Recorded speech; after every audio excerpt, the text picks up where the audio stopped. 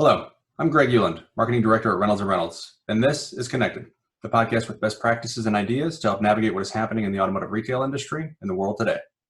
As the COVID-19 virus continues to change our world and how we live and work daily, this podcast discusses ways to continue operating in this unprecedented social environment. In today's episode, we have with us Rye Walsh, Vice President of Recruiting at Reynolds & Reynolds. Rye, thanks so much for joining. Thank you for having me, Greg. I'm excited to be here. Absolutely.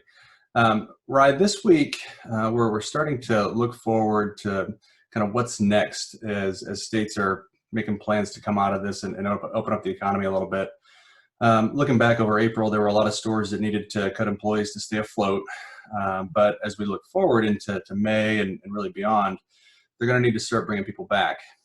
So hoping to talk today with you about kind of best practices and ways to start that process in today's environment.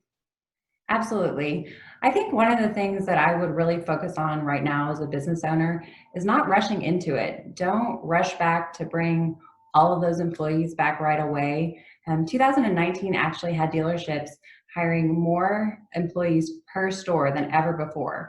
And so rather than just saying we need to unroll that and do that all over again, look at your practices and look at areas where you can maybe be more efficient and look at the technology that you have in place.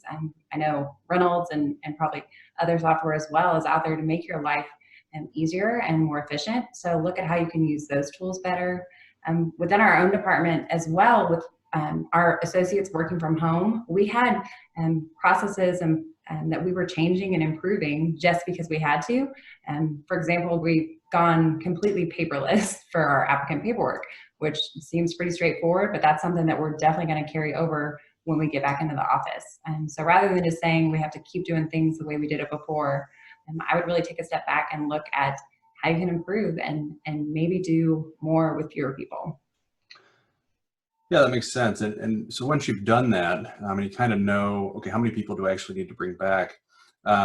What are some best practices for kind of finding the right people and really the best people to bring back into your store?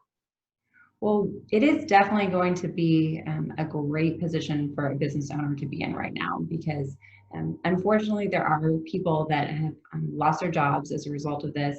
And so it's going to be an opportunity to be selective.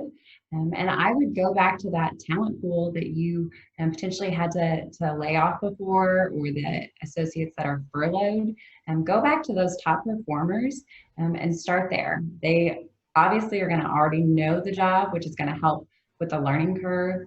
And then it's also just a good move to do. And right now, everybody is all about community and doing the right thing. So I think that is a great gesture to bring all those people back. And I would talk about it. I would post on social media as you're welcoming your employees back onto the team.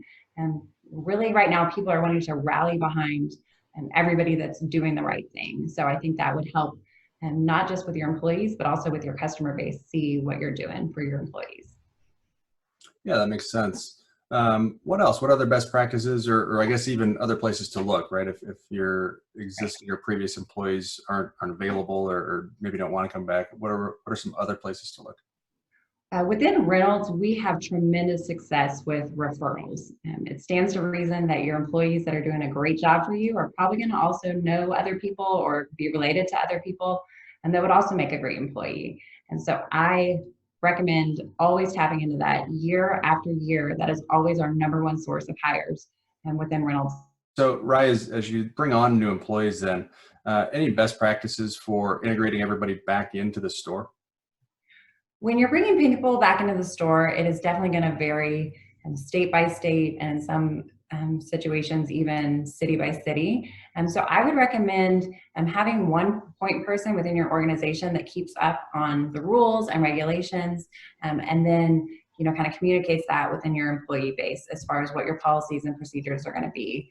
I think as people are going to start shopping and being consumers again, they want to feel safe. So make sure that you are probably posting what these policies and practices are and to follow the guidelines that are out there for everybody's health and safety.